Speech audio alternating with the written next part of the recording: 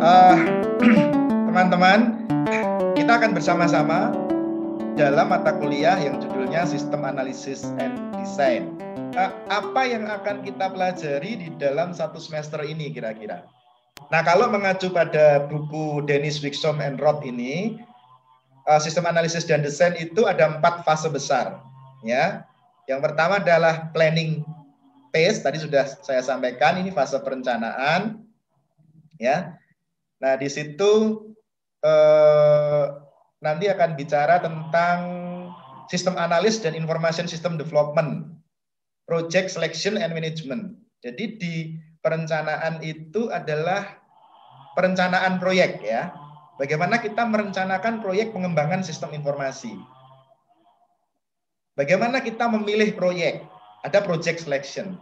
Bagaimana kita melakukan manajemen proyek. Nah, ini bukan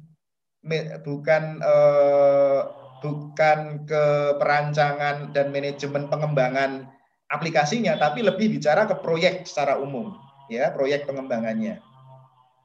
Nah, nanti akan bicara bagaimana menyusun jadwal proyek, misalnya, bagaimana mengendalikan sebuah proyek dan sebagainya. Nah, mulai masuk di sistem informasinya itu nanti masuk di analysis phase, ya, fase analisis ini. Nah, fase analisis itu ada requirement ya, requirement determination. Nah, kita harus tahu dulu kebutuhannya sebenarnya apa. Nah, lalu ada use case. Dari kebutuhan-kebutuhan itu nanti akan dipetakan dalam bentuk use case. Lalu ada prosesnya bagaimana dipetakan dalam proses modeling. Kemudian nanti akan ketemu data-data yang dibutuhkan di dalam sistem itu apa. Akan dibahas dalam data modeling. Ya, ini masih di tahap analisis. Nah, tahap desain itu nanti akan bicara desain arsitektur, desain interface, desain programnya, desain data storage-nya gitu. Ya, jadi ini yang akan kita bicarakan. Kemudian tahap implementasi nanti kita akan bicara bagaimana melakukan transisi dalam pengembangan software baru.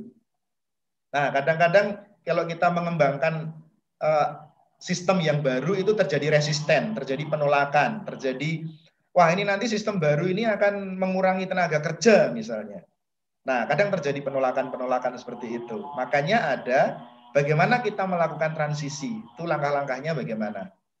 Ya, kemudian moving into implementation. Bagaimana kita menjalankan implementasi supaya berhasil dengan baik. Kemudian juga tidak terjadi penolakan-penolakan seperti yang selama ini mungkin terjadi begitu. Yang tahap terakhir adalah evaluasi sebenarnya, tapi tidak evaluasi tidak masuk di dalam buku ini. Jadi kalau buku ini membahas sampai ke implementasi. Tapi tahap evaluasi ini juga penting karena dengan evaluasi kita akan melihat apa hasil yang sudah dicapai dari pengembangan selama ini dan apa yang akan dilakukan ke depan gitu. Nah, kalau kita breakdown lagi secara lebih dalam ya, planning itu nanti tahapannya akan seperti ini. Ada initial system request. Pasti sebelum perencanaan itu ada permintaan, ya kan?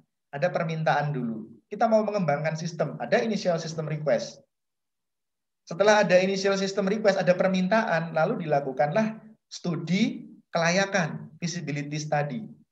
Kira-kira kalau mau mengembangkan sistem seperti itu tuh layak enggak? Layak secara ekonomi, artinya menguntungkan. Layak secara hukum, artinya tidak melanggar hukum. Layak secara teknis. Layak secara teknis itu artinya secara teknis untuk mengembangkan sistem itu memungkinkan karena tools-toolsnya tersedia. Gitu. Jangan sampai teknisnya layak, tetapi ekonominya nggak layak. Wah ini nanti kalau dikembangkan malah rugi, ya percuma. Karena makanya itu perlu kelayakan ekonomi. Jangan sampai ekonominya layak, teknisnya layak, tapi hukumnya tidak layak. Ternyata ketika itu dikembangkan, wah menguntungkan, tapi aspek hukumnya, wah ternyata ada sesuatu yang melanggar hukum kalau kita menerapkan ini misalnya. Maka studi kelayakan ini penting untuk dilakukan. Setelah ada request, maka ada feasibility study. Lalu ada perencanaan proyek ya. Kemudian kalau Oke, itu layak untuk dikembangkan, maka ada perencanaan proyek. Nah, lalu proyek itu direncanakan, disusun jadwalnya, dibentuk timnya, struktur organisasi proyeknya dibentuk misalnya. Melakukan rapat perdana kick-off meeting misalnya. Nah, itu bagian dari perencanaan. Nah, hasil dari tahap planning ini nanti adalah project plan. Ya, project plan. Project plan itu perencanaan proyek gitu. Outputnya adalah ini perencanaan proyek. Nah, kemudian yang kedua, analisis. Nah, tahap analisis ini kalau proyek sudah direncanakan maka ada requirement, baru dilakukan requirement. Nah, di sini adalah starting untuk memahami proses bisnis dari sistem yang akan dikembangkan. Itu startnya dari sini. Kalau yang di atas itu kan bicara proyek kan. Planning itu masih bicara proyek, masih bicara untung ruginya menyelenggarakan itu, aspek-aspek hukum ekonominya bagaimana. Tapi di analisis inilah mulai kita memahami proses bisnis dari sistem yang akan dikembangkan. Maka ada requirement, ini adalah analisa kebutuhan. Apa sih yang dibutuhkan dari sistem itu? Gitu. Ada requirement di sini. Nah, requirement itu nanti akan dijabarkan dalam use case. Ya, tahap berikut. Nah, ternyata sistem yang dibutuhkan itu seperti ini, yang mampu melakukan ini. Saya mau mengembangkan sistem informasi yang mampu melakukan A, B, C, D, E, F, G, didaftar semua kebutuhannya. Baru setelah kebutuhannya didaftar, dirancang dengan diagram use case. Oh, berarti kalau ada kebutuhan seperti itu, nanti akan ada berapa user, prosesnya apa saja. Nah, ada diagram use case. Nah, teman-teman mungkin sudah ada yang paham tentang use case ini ya. Kalaupun belum, nanti akan kita ulang juga untuk memahami. Nah, kemudian setelah ada use case, ada proses model. Ini.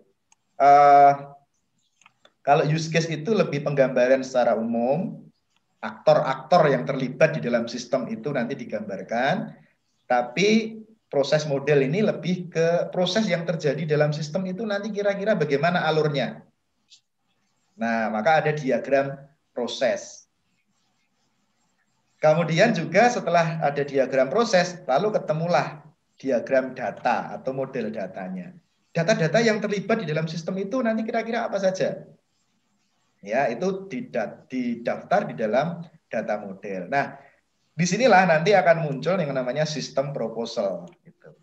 Jadi kalau ini yang atas itu kita bicara tentang proposal project-nya atau perencanaan proyek secara umum, itu di luar teknis pengembangan sistem sebenarnya.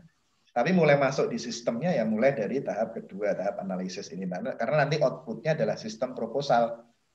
Arsitekturnya sudah terbentuk di sini, karena modelnya seperti apa, prosesnya, proses di dalamnya seperti apa, data-data di dalamnya seperti apa, aktor-aktor yang terlibat dalam sistem itu seperti apa. Nah, itu sudah terbentuk di bagian kedua ini. Nah, lalu nanti bagian ketiga adalah baru desain. Desain itu kita sudah bicara lebih ke bentuk dari sistem yang akan dikembangkan.